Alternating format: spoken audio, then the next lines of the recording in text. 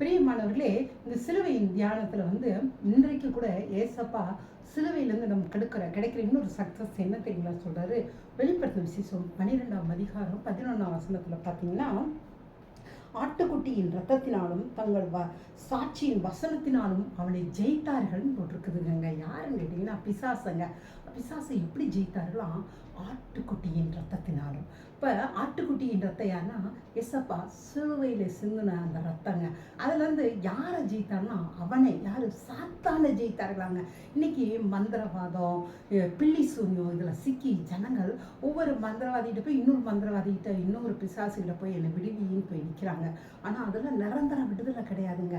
கிறிஸ்துவை எந்த ஒரு மனுஷன் அப்படி சிலுவையை விசுவாசித்து எனக்காக ரத்தம் சிந்தப்பட்டது, குற்றமற்ற ரத்தம் சிந்தப்பட்டதுன்னு விசுவாசிக்கிறானோ அவனை பிசாசு தொட முடியாதுங்க. எந்த மாந்திரிக சக்திகளாக இருந்தாலும் சரி, எந்த அசுத்தாவின் கிரியைகளாக இருந்தாலும் சரி, அதுலேருந்து அவங்க ஈஸியாக வெளியே வந்துடுவாங்க. அதெல்லாம் ஓடி போயிருங்க. நீங்கள் இயேசுவின் ரத்தத்தை உங்கள் வீட்டில் நீங்கள் சொல்லி பாருங்க. பிசாசு பிடித்தவர்கள் மேலே சொல்லி பாருங்க.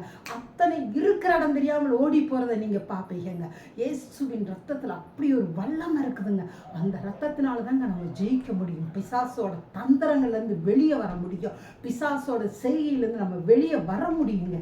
எனவே இந்த சிலுவை தியானத்துல இயேசுவின் ரத்தத்தை அதிகமா சிந்திங்க. உங்க வாழ்க்கையில இருக்க அடிமைத்தனத்திலிருந்து நீங்க விடுதலையாகுங்க. பிசாசின் அதிகாரத்திலிருந்து விடுதலையாகுங்க. ஏசப்பா உங்களை நேசிக்கிறாருங்க. தேங்க்யூங்க. காட் பிளஸ் யூங்க.